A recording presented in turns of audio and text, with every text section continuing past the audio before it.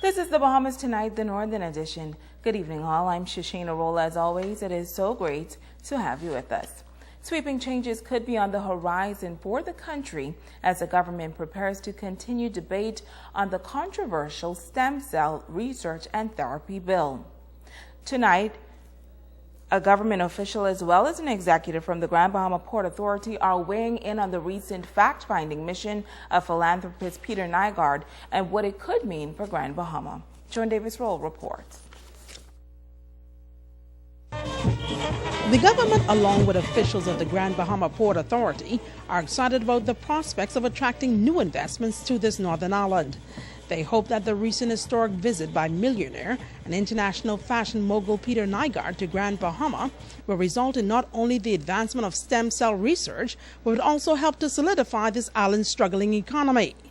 For years, medical tourism has been a major thrust, and now it appears that the government, with the proposed introduction of landmark stem cell legislation, will finally make this sector a reality. This level of optimism is being expressed by former medical practitioner and Minister for Grand Bahama, the Honorable Dr. Michael Darbo. I remember when I met Mr. Nygaard about a year and a half ago, I expressed my concern for him to come to Grand Bahama to see the investment potential. I also expressed my concern as a physician and to see stem cell research blossom in the Bahamas, and I feel confident that Grand Bahama is a perfect place to really develop the industry, not only for therapies, but also for research.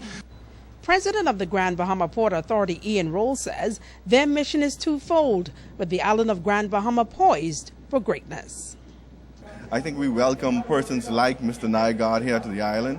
It presents a tremendous amount of opportunity, not only in the stem cell research world, but other opportunities. Today we intend to show Mr. Nygaard key parts of our island. He thinks he's just coming here to see stem cell lots, but we want to show him a place where he can reside. And others, including his friends and other business associates, we want them all here to Grand Bahama. You'll agree this is the impetus that we need here in Grand Bahama to stimulate investor confidence and really get Grand Bahama back on the ball again. Yes, I think something like this medical center could cause serious activity in our economy, and it's definitely something the Grand Bahama Port Authority endorses. Joan Davis Rolle, ZNS Network News. Well, it is a topic of great debate, the proposed bill to regulate the Bahamian stem cell industry and protect it from exploitation and fraud. Debate in Parliament will resume next month. But tonight, former Minister of Health Dr. Marcus Bethel giving his take on regulating the industry.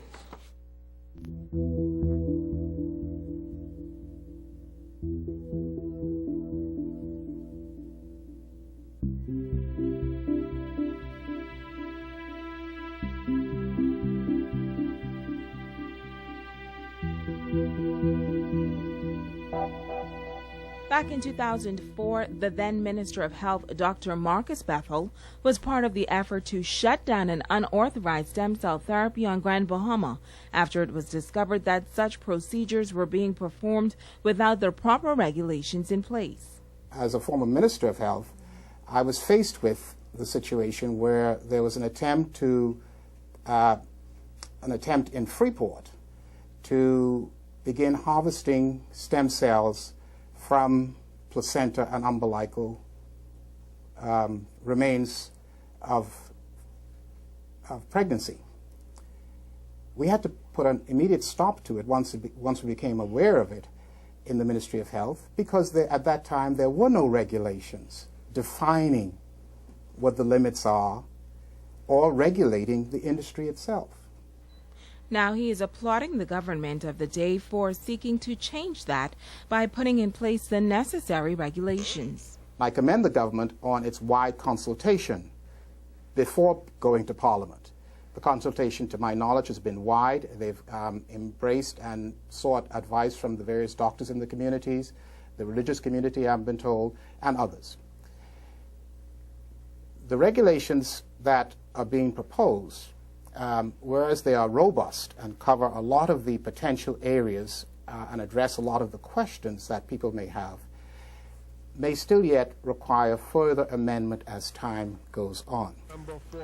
The government is seeking to establish a national STEM and cell ethics committee to meet practices and international standards. Unless you have the regulations and the enforcement of those regulations. So the enforcement requires skilled people to be sure that everybody who's involved in the research are abiding by the rules. Dr. Bethel adds that it will be a highly skilled, expensive, and time-consuming task to police this industry. In the Bahamas, having been a parliamentarian, we're good at creating laws. I'm not so sure that we're as good at enforcement of laws. Just think of the everyday life.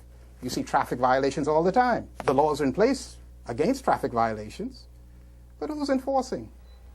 During the recent debate, opposition leader Dr. Hubert Minnis questioned the country's ability to police the stem cell industry, while charging that the Bahamas has yet to achieve ideal primary health care services for its citizens. Dr. Bethel responded to those claims. I would agree that that still has to be an ongoing effort of both the government and the private sector.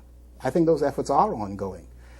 Now, are we where we ought to be before introducing something like stem cell? I think they can coexist.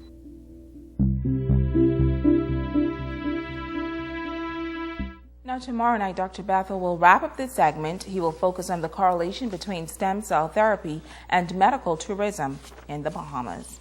Switching gears now, Bradford Marine has established a European partnership that is projected to deliver some economic benefits for the company and the Grand Bahama economy. Bradford Marine has been selected the exclusive representative for Danish yacht sales and service in North and South America. Danish Yachts is at the forefront of new-build global technology that provides lighter, more efficient solutions at every stage of manufacturing. The European-based business has a strong reputation for exceptional build quality for super luxury yachts used by some of the world's rich and famous. This week marked the launch of a unique tourism program designed to stimulate innovation in education. It's all a part of an overall plan to move this destination to the head of the class in the tourism sector. Joan Davis-Rolle reports. It has been a reversal of roles for local educators, as teachers who are part of a tourism educators internship program have become students, sitting at the feet of executives who continue to drive this island's #1 industry, tourism.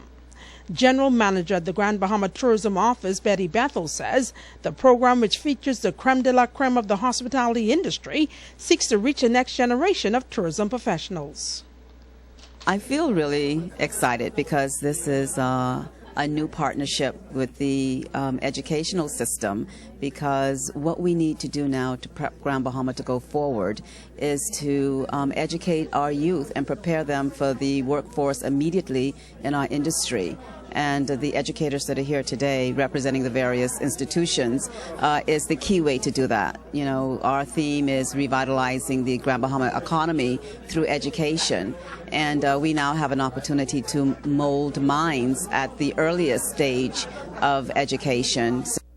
Manager of the Grand Bahama Hotel and Tourism Association, Charmaine Johnson, is the coordinator for the special program. She says it introduces a new dimension in education.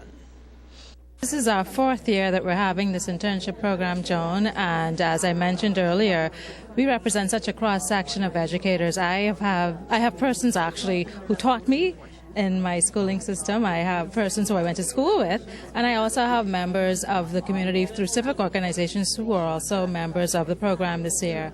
And so what that means for us is that we are actually making a difference. Our theme this year is education and how we're able to help and revitalize our economy. So by having all of these different cross-section of persons through education experience what we do in tourism, we feel that we are able to then move our economy and take ownership in that particular way. Johnson says the program is a strategic move and a focused attempt to expose those involved in the educational field to the gamut of professional opportunities available.